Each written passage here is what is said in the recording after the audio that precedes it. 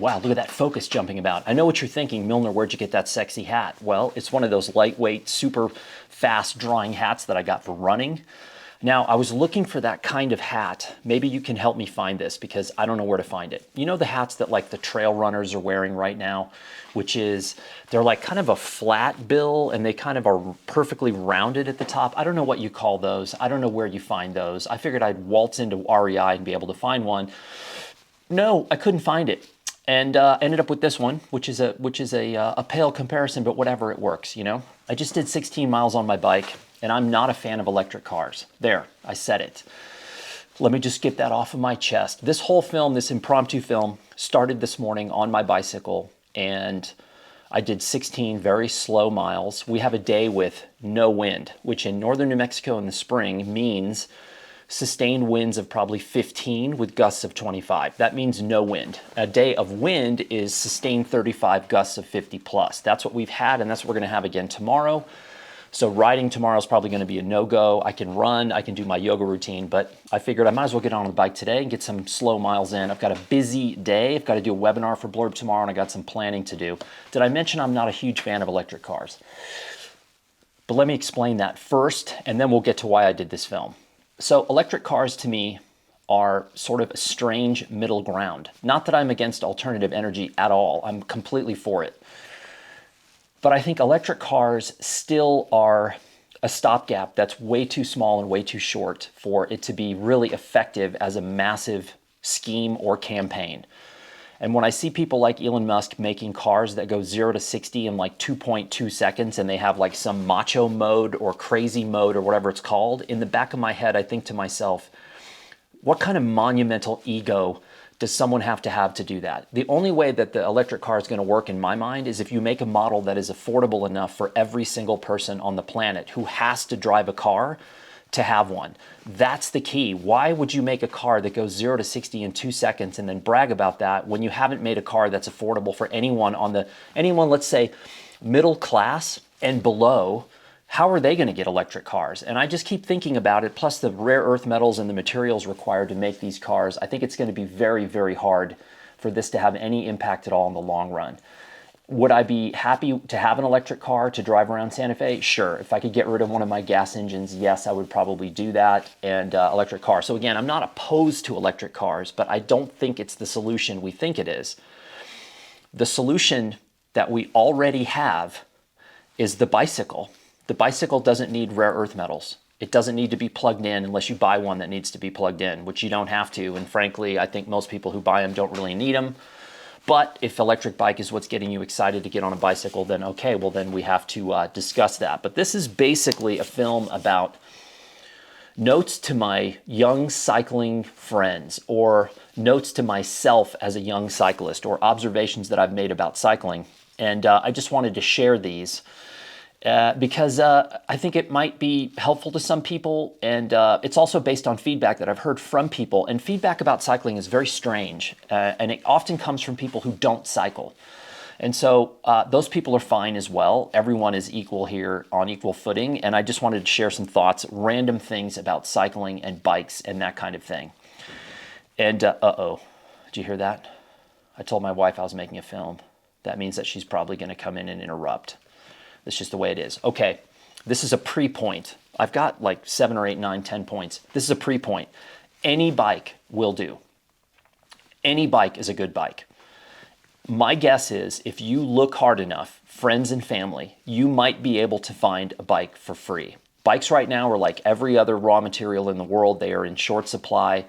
The prices are crazy, the demand is high, and they're very difficult to get. It's starting to get better, but my feeling is we're probably 2 years out from COVID releasing its grip on things like raw materials, transportation, staffing. All of that stuff is severely disrupted globally. Bikes are no exception. My guess is, however, you can find a bike, and often find a bike for free. I just ran into a friend on a hike and bike trail. I was on my bike, he was walking, and he said, oh man, I really want a gravel bike. I really want to get a gravel bike. I said, I've got one in my basement and it's yours. So I didn't give it to him. I long-term loaned him. He went out, put a new stem on it, put a new seat on it. It's a full carbon Bianchi race cross bike that I wasn't using. Boom, he's out riding it all the time. That's my point, is any bike is going to do. You don't need something super fancy. Ask around and see what you can find. The good news too about a crap bike is that they don't get stolen as often. And my experience with police departments and speaking with them about bike theft, departments small and large, they simply do not care. Bike theft is not on the radar unless, like there was a guy in California who stole, they found him with 7,000 stolen bikes. Yeah, that guy you may want to arrest because it probably looks good to the arresting officer. They don't care. And vendors don't care either. So they'll put bike racks in the most dangerous of places and bikes get stolen. And when you speak to them about moving the bike rack to the front of the store so that people are not, it's not as easy to steal those bikes, the vendors are just like, we just don't care. Not enough people are riding and go away. That's been my experience. All right, let's get to the points here. Number one point is I am not a cyclist. I'm just a guy with a bike that rides. And I find that, and I'm going to read this because I wrote these notes this morning and I have not gone over this at all. I did not say cyclist, as cyclist now has a negative connotation with a significant portion of the public. And I think that's true. When you say cyclist, it gives you the opinion of the guy, the giant oversized middle-aged man in spandex at the coffee shop. That's not me. Spandex on road bikes and coffee shops. Cyclists are the cause of traffic. I have friends who claim that the only reason we have traffic are cyclists clogging up the roads. That's actually, I have more than one friend with that opinion. And also cyclists, there's a guy who rolls coal on, he's a white Dodge pickup. He rolls coal on all the cyclists on Old Santa Fe Trail. He's been doing that for years. He's an angry little redneck who drives this truck. Is that guy like the word cyclist? No. So I don't really call myself a cyclist. That's a bit more on the professional level than I feel like I'm at. I'm just a guy with a bike that rides.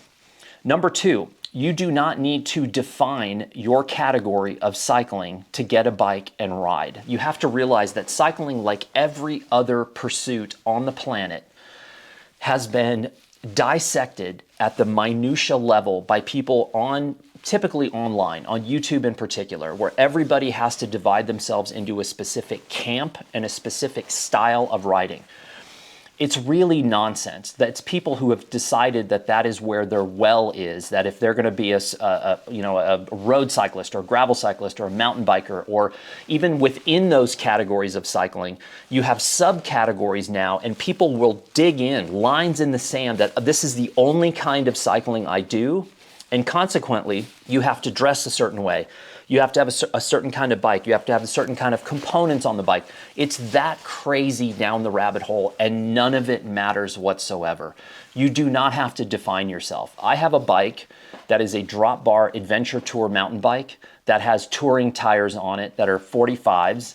And I also have a rack on the back. I use it for commuting to buy food. I use it commuting to run errands. I use it for road rides. I use it for gravel rides. I've been mountain biking on it, and my goal is to tour on it. Who cares what category of cyclist you are? It doesn't matter. And there's a lot of people out there who will try to get you to think that it does matter, that you have to sort of commit to a category.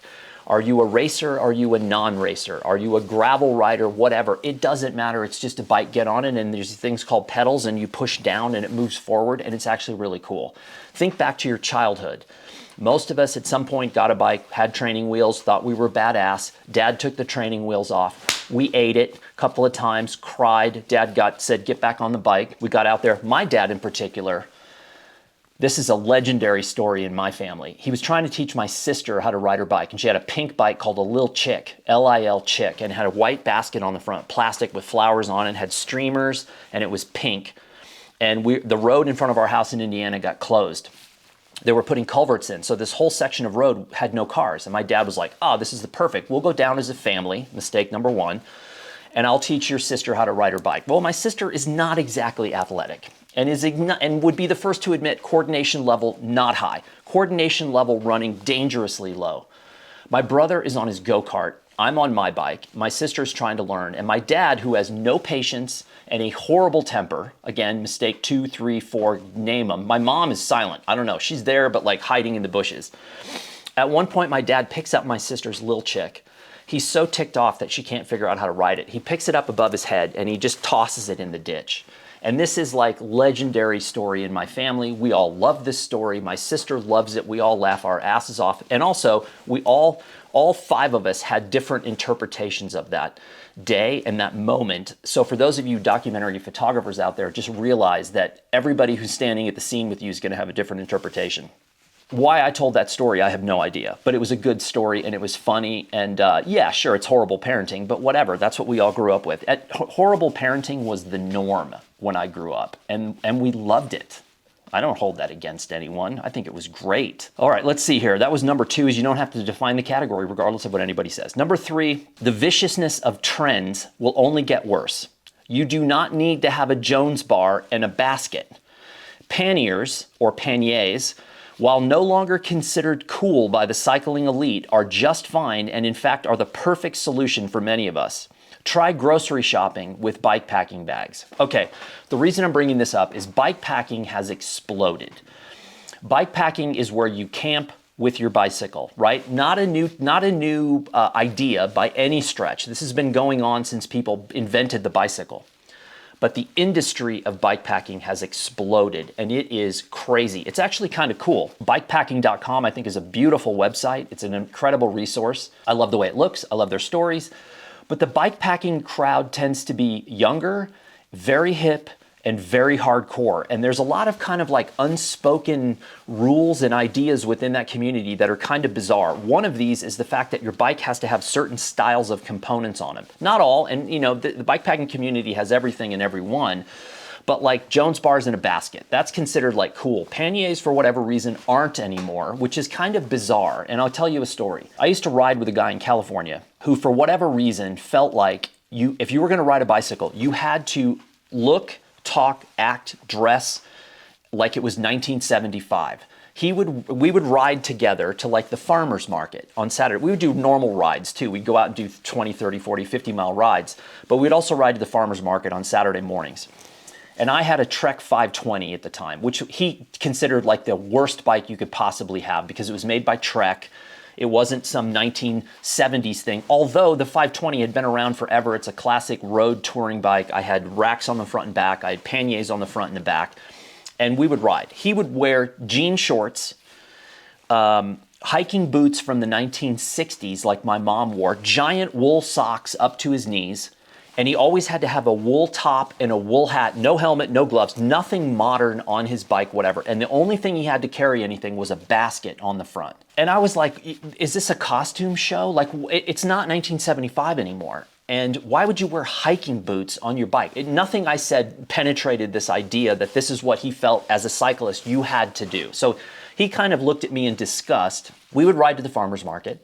I would buy tons of food, and the panniers were amazing because one, they're incredibly spacious, they're easy to get in and out of, and they're super stable. So I would load this bike to the hilt and ride home, no problem, man, just riding along, one hand on the bars talking. He, on the other hand, would have stuff like tucked under his arm and between his legs, and he'd be trying to pedal, and his stuff would be falling out of his basket. But to him, it was about the facade of that is what you had to look like as a cyclist. Panniers, for most of us, are the best thing out there because, again, spacious, waterproof, incredibly durable. It keeps the weight of your bike low on the back of the bike or the front. In fact, I'm dreaming about taking a long bike tour, and if I was to do so, and I have a set of bike packing bags. They're old, they're probably 10 years old. They work fine. They're not waterproof like some of the new ones, but the problem is they don't hold very much. And to access things in the front of any of those bags, you have to dig everything else out of. And they're not fun bags to me to use like panniers are. If I was gonna do a bike tour, I'd use panniers on the back, one on each side, and I would put salsa anything cages on the front fork with those small waterproof salsa anything cage bags, which are good for holding a cook stove and gas and food. And also everything is low. So the center of gravity of the bike stays low, and I would move the water that I contain on the front forks up to the handlebars and on the down tube. And then in the back, because I've got panniers on the back and a real rack, if I need to carry a lot of extra water, it's easy to do in the back, and again, it keeps it low. I see people loaded up bike packing bikes where they end up with 5, 6, 7, 8 small bags, and everything is at handlebar level. And it's a really weird kind of thing to ride when you get on a bike like that and there's so much weight up at the handlebars. It feels kind of odd. And I just think it's a trend. And when I said the viciousness of this trend is that people get really hardcore about this stuff, about like not having a certain kind of thing because it may classify you as something else. And again, I'm just here to say none of it matters. If you want to strap a garbage bag on the back of your bike, go for it. As long as it works for what you're doing, it doesn't matter what the style is. I just think in general, if someone is going to start to utilize their bike as a tool in their life, commuting and shopping and everything else, panniers are really hard to beat. And a trailer would be the last thing I would add in here, where actually bike trailers that attach onto the seat post with a single wheel in the back, it's a trailer that allows you to carry a lot of stuff. Those are great, and they'll attach from bike to bike to bike. So whatever bike you have in your quiver, you can attach those to and ride. And again, trailers aren't considered sexy now. They're not sexy. People are all, it's got to be bike packing bags. And I think that that's kind of shorting out a lot of people. Number 4, I first went bike packing in 1990. Let's think about that, people. 1990, we didn't call it bike packing. I rode my bike from Austin, downtown Austin, with my camping gear out to Lake Travis, and we camped off our bicycles, and no one called it that. So let me see. I rode from Austin to Lake Travis. We just called it camping. Now it's called bike packing. It's a huge industry, which means the experts are here and their job is to convince you that you need them and you need the right kit. Many of these people are awesome. Many are incredibly accomplished cyclists with world tours under their belt. Many are fine human beings, and some, like any other industry, aren't. I know this because I've met some of these folks and found them to be incredibly condescending at times, arrogant, and also a bit slimy when it came to business. You don't have to bike pack to enjoy camping from your bike. Load up your 90s mountain bike and ride to the nearest state park, and you are bike packing. I think that's really the key, is that most of us are not going to have the time and the physicality to do something like the Tour Divide or ride their bikes around the world or even across the country. But you can ride from this house where I'm sitting right now, and I can probably, wherever you are too, within a reasonable distance is a park or a state park, and you don't need to call it bike packing. It's just camping off your bicycle. And again, 1990, when I did this on my old Raleigh cruiser and rode out to Lake Travis and camped, the bike wasn't even part of the conversation other than, how are we going to get out there? And it was like, well, you have a bike and I have a bike. All right, let's go. Number 5, don't share your every cycling moment. No one really cares. It's like your lunch, sharing your lunch. Back when the cell phone was new and novel and they had cameras on them and everybody I knew was doing a book about what they had for lunch. And I also knew people who were doing books, photo books about people on their phone. And there were like 10 people that I knew doing books like this at the same time. And they were all trying to get me to sign like NDAs, like this was a novel idea that no one else in the world is doing. And I'd be like, why would I sign your NDA when there's 7 other people in the same room doing the same project? So you don't need to share every moment of your cycling life, because no one cares. But if you've got some interesting and poignant moments to share, then share them, because I think it's weird. Everybody comes to cycling from a different direction, and someone may look at what I do on my bike and say, well, that's dumb, I don't want to do that. And that's fine. And someone else may present the bike to them in a way that they say, okay, this makes sense and I want to be involved. Let's see here. Please don't share. Nobody cares. I'm never going to cycle because they're online all day. This applies in life pursuits. Yes, and by the way, when I say don't share every cycling moment, I'm speaking as a public service announcement for the rest of the world. The rest of the world is telling me to tell you, don't share every cycling moment. Number 6, beware of the bike shop, right? You've got to find the right bike shop and a good bike shop. And bike shops are up against it right now because, again, demand is high, supply is low, margins are low. It's incredibly hard business to be in right now. But you've got to find a good bike shop. And people at bike shops, I hate to say make a blanket statement, but oftentimes they're not great. And the same can be said about motorcycle shops. Motorcycle shops may be even worse. 99% dudes, often gearheads who only know one kind of thing, one style of riding, one style of bike, and nothing else is going to penetrate that shell. Cycling can be a bit that way. You'll find bike shops that are downhill mountain bike specialty shops. You'll find others that are road shops. And you need to find not only a good shop that has a range of what you're looking for, but also someone behind the counter that actually cares. Actually gives a crap about who you are, what you want, and what you're doing on your bicycle.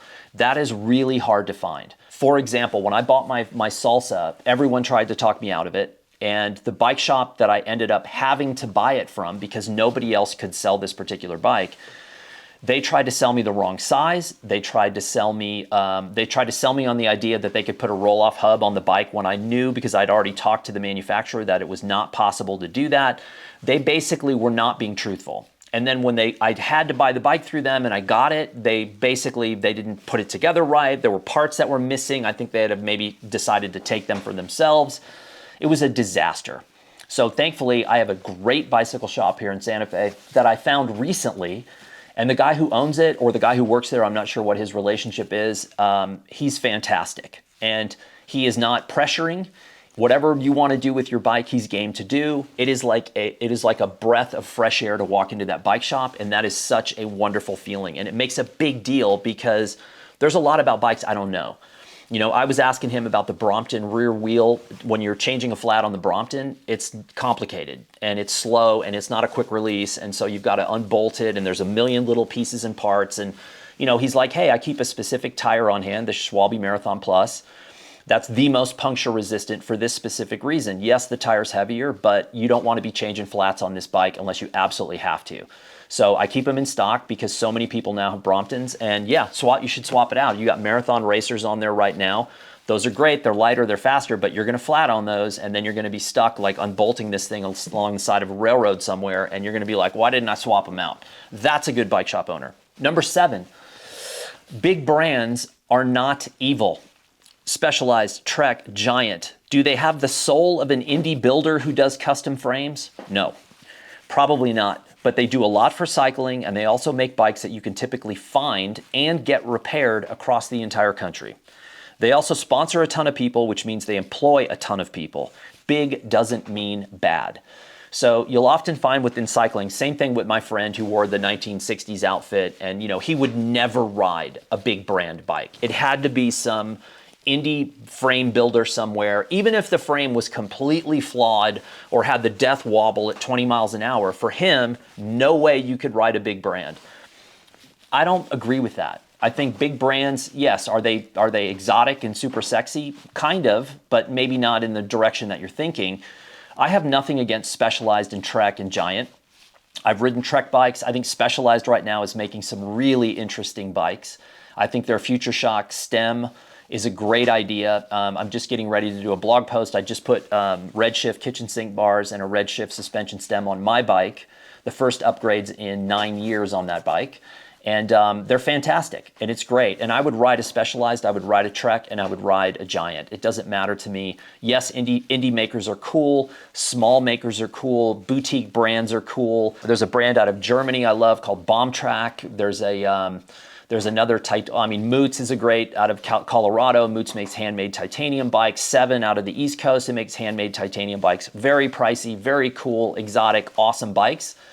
But again, I don't say to myself, I have to have a bike from an indie bike maker. Whatever is available. And again, companies like Specialized and Trek, I can go to Albuquerque and there is a Trek specific store, which I've been to many times, and they're really nice and they've got a huge amount of bikes that Trek makes. Small bike shops are more limited because again, the supply is so low and the demand is high. And like we went in to get an e-bike for my wife after about 6 months into COVID, and the guy who runs the bike shop said, maybe 2023. Maybe if you're lucky, you'll get one of these. So don't downplay the big brands. Having said this, indie brands are damn cool and do sometimes offer a different level of relationship as well as unique builds. Indie builders are often very keen to know you and why their kit is right for you. And by indie, I don't mean one person in a garage with a welder, which is totally okay. I just mean smaller brands that maybe have 4 to 6 bikes in their lineup total and who specialize in a certain style of bike. And that's the thing. Like when I bought Salsa to me deserves a lot of credit for pioneering a lot of what you're seeing in the bikepacking world. And when I bought the Salsa Fargo tie that I did in 2013, it was really the only bike around that was like that. No one, gravel had not hit the market yet. Bikepacking was not really a thing yet, except for this small subculture that Salsa represented really well. And Salsa is still pioneering. They've got a dozen different bikes that are sort of tailor-made for the adventure touring crowd, for the gravel racing and adventure race bike crowd. Salsa's great. Bombtrack again. Titanium touring bikes that are just really nice. And so you can find these specific indie builders, but again, don't trash the big brands just because you want to go with a small brand. Number 9, materials matter, but there is no right and wrong. Steel, for example, has a hardcore following of folks who refuse to ride or even contemplate any other material. I'm not joking. I told you before, cyclists get into the trenches, man. and they dig in and they are like, I would never ride a carbon bike. I would never ride a Thai bike or a bamboo bike, whatever. I would only ride steel.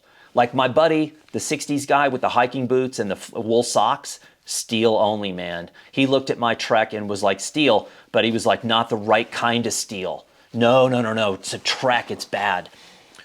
It doesn't matter. Having ridden a titanium bike for a decade, I can say to those folks, you might want to give titanium a try. If you're a steel person, give Thai a try, man. I should make a t-shirt. I like steel. I love brands like Surly and Waterford. A friend of mine here in town has a coupled Waterford steel touring bike. It is gorgeous. It is a work of art. So I love steel too, but I've been riding Thai for 10 years. I heard about Thai for so long, the ride quality, how light it is, how strong it is, it doesn't rust. And I finally, 2013, I bought a Thai bike. It is a Taiwanese-made Thai. So it's not like a Moots or a 7 that's handmade in the US. It's made in Taiwan, which makes a lot of the bikes these days. And there were some issues early on with Thai coming out of Taiwan, but thankfully I think they've solved those. And again, I've been riding my bike for almost 10 years and it's still alive, so it's good. I love brands like Surly. You can get an amazing, really incredible off-road touring bike from Surly for not a lot of money. For under 2,000 bucks, you can get a full steel frame, 3-inch wide tire, braze-ons for everything. Very basic, very simple, very strong, a bike that will last you for the rest of your life. I also ride carbon, but I never fell in love with it like I did Thai. And but that doesn't mean you won't love it. Carbon is incredibly lightweight. So the bike that I just loaned to my friend, it's probably half the weight of my Salsa. Now, my Salsa has frame bags and packs on it and everything else, but when I pick up this Bianchi, when anyone who picks it up just goes, oh my God. And it does make a huge difference if I'm riding, let's say, from 7,000 feet to 10,000 feet on a mountain climb. Yeah, riding a bike that's half the weight makes a huge difference, but I still like the Salsa more, and I like the titanium more. Number 10, tire size does not matter. Whatever works for you is fine. 700 by 25, 28, 32, 38, 40, 45, 47, 50, 29er, 29er plus, 650B, 26. There are channels and outlets designed around making you think you need to adhere to one camp or the other. It's all nonsense. Sure, you can have a favorite, I do, but whatever works for you is the right tire. I used to run 23s on my road bike, then I moved to 25s, and oh, this is even better. Then I went to 28s. On the main bike I have now, I run 45s after running 40s for a year. I think I want 50s, but the tires I run aren't made in that size yet. Some folks will act astonished at any tire past a certain width, even while crashing, while hitting sandy patches where they have to walk their bike. I'm not sure why this is. Also, you can run touring tires on your gravel bike. Yes, they are heavier. No, they aren't considered cool. Yes, the bike shop will tell you not to do this. No, you will never flat with these tires and they will last at least 10 times longer than any gravel tire on the market. And yes, they are just as difficult to get today as anything else. So tires, again, short supply, raw materials, very hard to get things. They're very expensive. Tire size, once you've decided on what you need, it does not matter.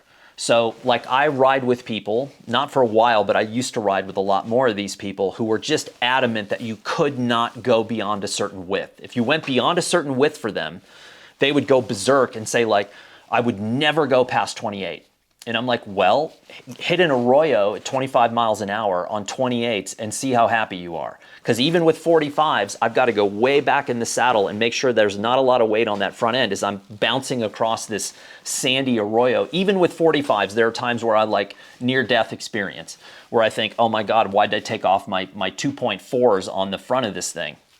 So tire size is going to be based on the style of riding you do and the surfaces you ride on. And also too, if you're riding a fully loaded bike, you know, riding a fully loaded bike with 25s compared to 45s is a very different experience. And also too, out here, road conditions go from decent to horrible. You hit a seam on a piece of pavement with 25s or 28s, it's a very different thing than hitting a seam with 45s, where it's just going to float over it and your front wheel's not going to go sideways on you. There's a lot of things to consider. There is no right and wrong necessarily. Yes, if you're in Europe racing for EF racing, you may want 23s on your time trial bike. But are any of us going to be in that position? Probably not. I certainly won't be. All right, point number 11. For the love of God, just have fun and forget everything I just told you. There's a couple in my area that rides every single day. They ride 25-year-old mountain bikes. They look like they've been retrofitted to be a pseudo bike tour bike. You can see their smiles from a quarter mile away. I see these people almost every single time I ride. They are riding mountain bikes from, I would say, the early 90s that look like they've been modified again and again and again. They've got these weird stems and handlebars that sit up, so their riding position is really high. And they look like those full suspension bikes, maybe even from the 80s. And like they've got like a knobby in the front and like a slick in the back. It's a weird setup. It's a really weird biking setup. It doesn't matter. They ride every single day, and I see them way out. The second I see them, they're like, hey, how's it going? You know, we pass each other, and I'm like, whatever. Those bikes still going, great, doesn't matter. Just forget everything and have fun. And the last point, is something based on something that's been happening over the past couple of years, but it happened to me again this morning, and it just kind of makes me scratch my head. And also, I'm bringing up this point because two people that I ride with who are relatively new to cycling both said to me, or asked me, I don't get what's going on with this one demographic of cyclists. Like, is it me? Am I imagining this? Or like, why would they be doing this? So let me read this to you. Dear young gravel riders, new to the sport, the common etiquette, I would say even the common human etiquette, when passing another rider in a rural setting is to say hello and wave.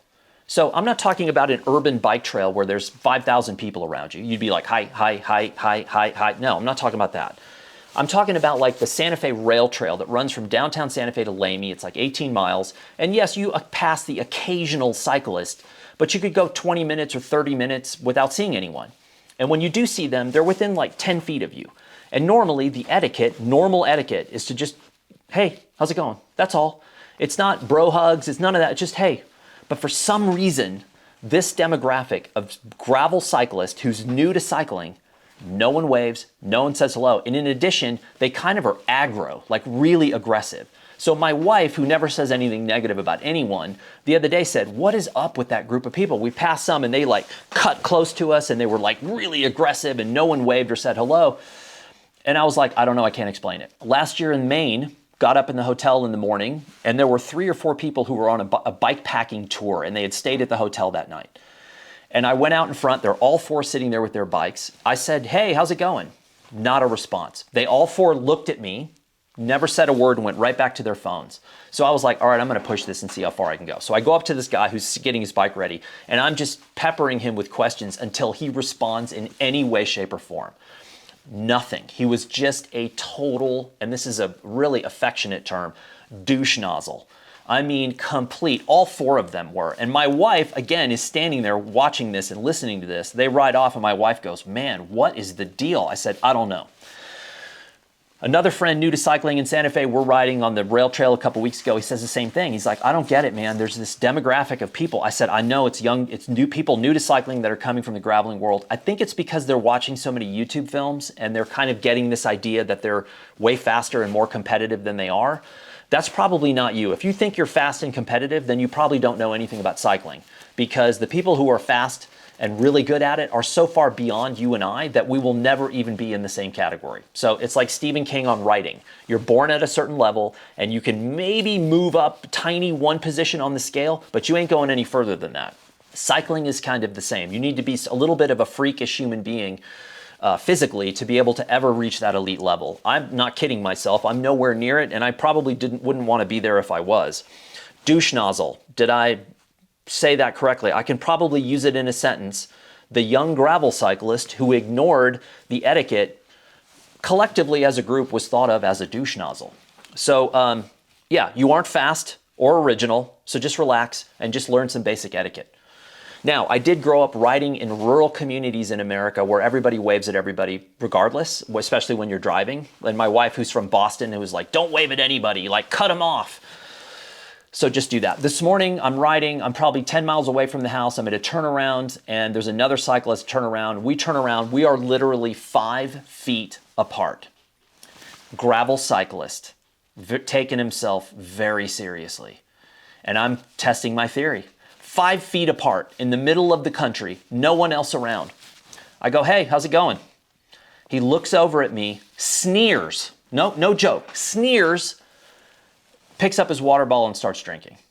Yeah, douche nozzle. There's a lot of them, and they're coming to cycling for very strange reasons, and they're coming through the gravel filter. I don't get that. Doesn't make sense to me. Can someone explain that? So those are my 12 points. Let's talk about cycling. Again, any bike will do. Just have fun. And I know that cycling in America is not perfect. We have big distances, we have hills, and we have very poor traffic safety for cyclists. I did a ride waiting for my van to get serviced. I did a ride in Colorado Springs within the last week. And the guys who were working on the van said, we're gonna need a couple of hours. And I said, great, I'm gonna go out on the Brompton and there's a hike and bike trail that starts right here by the dealership and I'm gonna ride. Well, to get to the hike and bike trail near the dealer, I had to ride on the street. And in Colorado Springs, they have bike lanes on the streets, which is pretty great. In theory, you're like, wow, you got bike lanes. But the crazy part is you have a right lane of traffic, and then you have the bike lane, and then you have the slow lane and the fast lane. So on your bike, you are in the middle of traffic with people ripping by you on the right and the left. I have been riding on the streets for my entire adult life. It scared the living hell out of me that people were coming that fast on both sides. You know, you would think that the right turn lane, people would be going slow, but no, people were using it as like a fast lane and they were ripping by on the right and the left. And I rode for probably a mile on this street and I said, I'm getting on the sidewalk. And I haven't ridden on the sidewalk in years. And I was like terrified of getting out in traffic. So who designed that system is bizarre. I have no idea. So I understand this is not an optimal scenario riding in the US, which is the part that I really think we can improve on. And again, this is not a political thing. This is not a right or left or Repub or Dem or independent or anything else. This is just a basic thing. It's like basic math that I almost failed. We have bikes. They're human powered.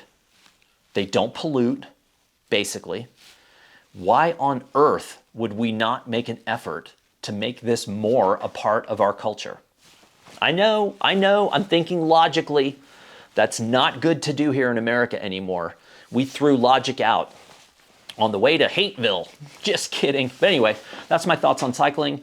And hopefully I'll see you out there at some point. The bike is now rapidly becoming much more of my work life, believe it or not. So this summer I will be accessing the major cities in the Northeast on the train system with my Brompton.